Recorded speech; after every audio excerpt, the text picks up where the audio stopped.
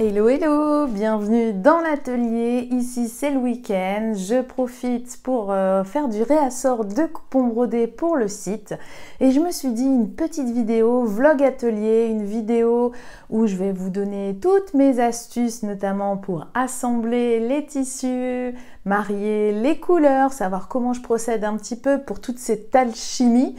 Donc ça démarre par ce coupon brodé. Alors je démarre toujours mes associations par une pièce et donc l'idée de cette vidéo m'est venue parce que j'avais trop envie d'utiliser ce coupon brodé sur une de mes cousettes.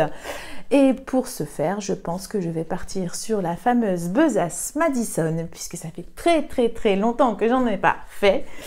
Donc, vous retrouverez la besace Madison directement dans ce livre.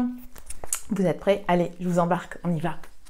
Mon cheminement créatif du week-end débute avec ce joli coupon brodé en forme de cœur avec de jolies plumes. Je vais m'en servir pour l'empiècement du rabat de ma besace Madison. Je vais y associer ce tissu jacquard de chez la Mercerie des Créateurs car nous avons sensiblement le même rappel de couleur. Rien qu'en posant le tissu à côté du coupon, je vois direct que ça va bien matcher. Pour le corps de Madison, j'avais ce joli coupon, donc je vais tenter. Je sais que ça va trancher, mais j'ai quand même un rappel, vous voyez, au niveau des couleurs. Et je pense qu'il faut tenter. Donc c'est un joli coupon, une espèce de simili daim, très doux. Je pense qu'au niveau du mélange des textures, ça va le faire, puisqu'ici on a du jacquard, on a du daim et de la suédine. Et donc, pour uniformiser le tout, je vais complètement changer d'imprimé. Je vais prendre un imprimé floral. Histoire de changer un petit peu, mais cet imprimé floral va me permettre d'unifier en fait. Je vais m'en servir pour former mon passepoil et il va me permettre de faire le lien sur toute la création.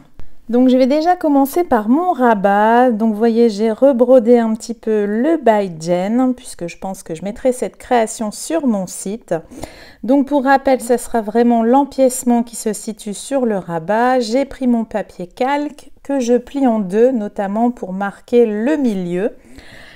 Et mes petites épingles, je centre bien mon papier calque par rapport au milieu de mon motif. Je le positionne assez bas par rapport à mon empiècement, mais je fais attention de laisser vraiment un espace suffisant pour la couture de mon passepoil. Pour celles qui ont une brodeuse, j'ai chopé ce motif sur le site de Urban.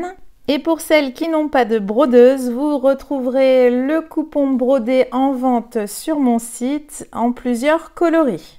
Comme vous pouvez le voir, je prends vraiment mon temps pour centrer correctement mon motif par rapport à ma pièce de patron. Et je brode toujours sur un morceau de suédine ou de simili éventuellement, beaucoup plus large que ma pièce de patron. Comme ça me permet plus facilement de faire des réajustements derrière et de pouvoir découper cette suédine vraiment selon l'empiècement que je souhaite. Une fois que tout est épinglé, je découpe sur les bords de mon papier calque avec mes ciseaux qui ne servent exclusivement qu'à la découpe de tissu. Donc j'y vais tout doucement. Vous pouvez utiliser du papier calque mais aussi de la bâche plastifiée transparente que vous pouvez retrouver dans tous les magasins de bricolage. Je sais que ça marche très bien aussi. Voilà, ma pièce est découpée. Là, je réfléchis déjà à l'étape suivante, à comment je vais l'ajuster sur le rabat directement. Donc, vous voyez, j'ai bien prévu un peu de marge sur le haut pour le positionner correctement. Donc, avant de découper ma prochaine pièce de rabat, vous voyez, je positionne et j'essaye de réfléchir plus ou moins à comment je vais faire. Donc là, j'ai eu l'idée notamment de récupérer sur une vieille bobine de passepoil. Donc c'est un passepoil blanc que j'avais récupéré d'usine en fait. Je ne l'utilise pas, j'utilise simplement le cordon qui est à l'intérieur. Donc je découpe en fonction de la dimension dont j'ai besoin et je garde en fait uniquement le cordon. Ça peut être aussi une super astuce pour vous pour recycler des vieux passepoils que vous n'aimez plus. Et donc je vais découper une bande directement dans ce joli coton d'Ashwood. Donc généralement je vais prendre une hauteur de tissu de 2,5 voire 3 cm. Donc je laisse tourner la vidéo, comme ça vous permet de voir aussi comment je découpe mes tissus. Donc j'aplatis bien mes tissus, je me positionne par rapport au bord en fait de la lèse et je vais découper directement à l'aide de ma grande règle de patchwork et de mon cutter. J'y vais délicatement avec le cutter pour pas me tuer un doigt, n'est-ce pas? Et une fois que j'ai découpé la plus grande partie, je vais réajuster de l'autre côté, puisque souvent c'est le côté qui est découpé directement en mercerie. Et parfois c'est pas forcément très droit en fonction de certaines merceries. Donc là j'ajuste directement, je positionne bien mon tissu à la dimension souhaitée au niveau de ma règle et je coupe en fait les tout petits excédents. Je n'aurai plus en fait qu'à positionner mon coton tout autour de mon cordon et à coudre pour former mon passepoil. Vous pouvez éventuellement aussi le découper dans le biais du tissu. Moi je ne le fais pas parce que ça marche très bien comme ça et ça m'évite de gâcher en fait du coton. J'enchaîne ensuite avec le corps de Madison, donc dans le tissu un peu couleur orange rouille. Donc pareil, j'épingle toujours en fait mon papier calque et puis ensuite je découpe à l'aide de ma paire de ciseaux spéciale découpe de tissu. Donc par rapport à la texture en fait de ce tissu, comme vous pouvez le voir à la vidéo, il est quand même assez souple en fait. C'est pas un galucha, il n'a pas exactement la même tenue. Donc je sais que je vais devoir compenser, si vous voulez, pour que mon sac ait une bonne tenue. Je vais devoir compenser avec la doublure intérieure. La doublure intérieure, je ne vais pas la faire en coton, je vais la faire en suédine réversible. Ça va me permettre en fait les deux positionnés ensemble, ça va me donner en fait la tenue que je souhaite pour le sac. Si j'avais opté pour un simili galucha, j'aurais pu faire l'intérieur directement en coton.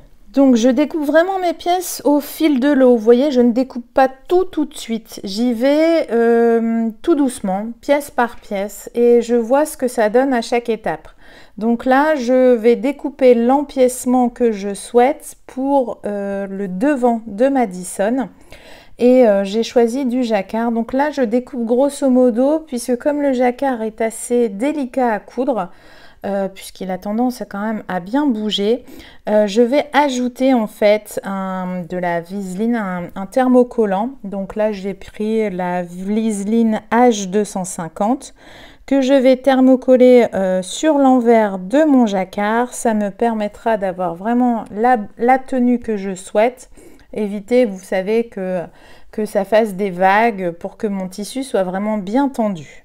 Je pense que c'est ça aussi qui fait la réussite en fait d'une création, c'est de penser aussi et de se projeter sur la tenue du sac, de penser à ce que vous pouvez faire pour que ça vous facilite la couture.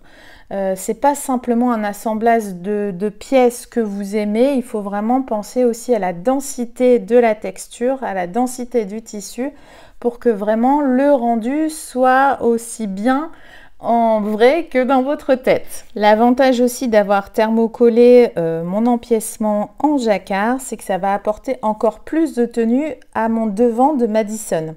Puisque moi j'utilise la technique de la superposition, donc c'est-à-dire que je vais coudre des pièces les unes sur les autres, mais c'est voulu nécessairement pour apporter vraiment la tenue que je souhaite à mon sac ou à mon accessoire. Comme ensuite c'est un empiècement en jacquard, je vais utiliser ma surjeteuse pour surjeter les bords tout autour pour éviter que ça ne s'effiloche et pour pas que je sois embêtée après avec la pose de mon passepoil. Arrivé à cette étape, je vais positionner les pièces comme elles doivent entre guillemets se présenter sur Madison et là je me pose la question de la matière que je vais utiliser pour le rabat. Le fait de découper les pièces au fil de l'eau me permet de voir petit à petit la création se faire et là j'ai souhaité faire le rabat dans le simili cuir glitter bronze de chez la Mercerie des Créateurs puisque c'est une couleur assez neutre. Comme j'ai le orange qui est déjà bien flashy, il fallait que je prenne une couleur qui temporise un peu pour pas que ça soit trop en fait. L'avantage du simili glitter, c'est qu'il adoucit la création tout en lui apportant un peu de peps, puisque entre guillemets ça brille, ça paillette un petit peu, et ça permettra de mettre également en avant mon coupon brodé et également de faire ressortir le passepoil que j'aurais fait avec le coton d'Ashwood. Donc parfois on est habitué à certaines associations de tissus, de couleurs, de matières parce qu'on a déjà vu quelqu'un qui a utilisé tel et tel tissu et on voit que ça matche bien ensemble. Là, honnêtement, entre nous, j'ai de très sérieux doutes quant à mes choix. Je ne sais pas pourquoi, parce que c'est pas forcément des couleurs que j'utilise très souvent. Et le fait de fonctionner comme ça, étape par étape, me permet vraiment de me projeter beaucoup plus facilement. Donc voilà mon premier jet. Je trouve que le jacquard et la broderie matchent très bien. J'avais un petit peu peur avec le rouille qui était un peu prononcé, mais ça le fait. Tadam! Donc j'ai fini l'extérieur. Donc l'idée de la vidéo n'était pas de vous montrer étape par étape la confection de Madison, puisqu'on a déjà une vidéo sur ce sujet. Là, c'était vraiment pour vous montrer l'association des couleurs, des textures. Donc sur le côté, j'ai mis un espèce de simili noir sport. Noir pour atténuer un petit peu la rouille qui est très présente. Le noir me permet aussi de faire un rappel avec mon coupon brodé. Et le passepoil fait parfaitement le job puisque vous voyez, j'ai utilisé un seul et même passepoil, mais il me permet d'uniformiser le tout. Donc pour la doublure intérieure, comme je l'ai précisé, j'ai fait un fond en suédine noir pour apporter de la tenue. Pour tout ce qui est doublure de poche, j'ai fait un rappel avec le coton d'Ashwood que j'avais utilisé pour former mon passepoil. Et donc, tadam, voici le rendu final de ma besace Madison. Donc, comme je vous l'ai dit, j'avais énormément de doutes. Vous l'avez vu dans mes posts Instagram. J'ai été un petit peu hésitante quant au choix des matières, des couleurs, puisque c'est pas forcément mon terrain de jeu et mes couleurs favorites. Et finalement, je trouve que ça matche bien, même si ce n'est pas forcément mes propres goûts, ça peut être les goûts de quelqu'un d'autre. Et donc, surtout, il ne faut pas hésiter, il faut persévérer. Au final, vous voyez, en associant petit à petit les matières, en fonctionnant pas à pas, et ben on se rend compte que finalement, ça matche très bien. Et voilà, j'espère que cette vidéo vous sera utile. Surtout, n'hésitez pas, il faut persévérer. Je vous avoue que moi, dans ce challenge-ci, au niveau des couleurs, j'étais franchement très hésitante. Et le fait de fonctionner comme ça, vraiment petit à petit, pas à pas, on voit petit à petit la création prendre forme et finalement, ça confirme un peu nos choix. Le fait de fonctionner aussi étape par étape et de ne pas tout découper d'un seul coup vous permet aussi en cours de création de refaire de jolis ajustements, de changer de texture ou de tissu et ça permet au moins de vous conforter dans vos choix. J'espère que cette vidéo vous aura plu. Moi, je vous souhaite un excellent week-end et je vous dis à très vite pour une prochaine vidéo. Bye bye!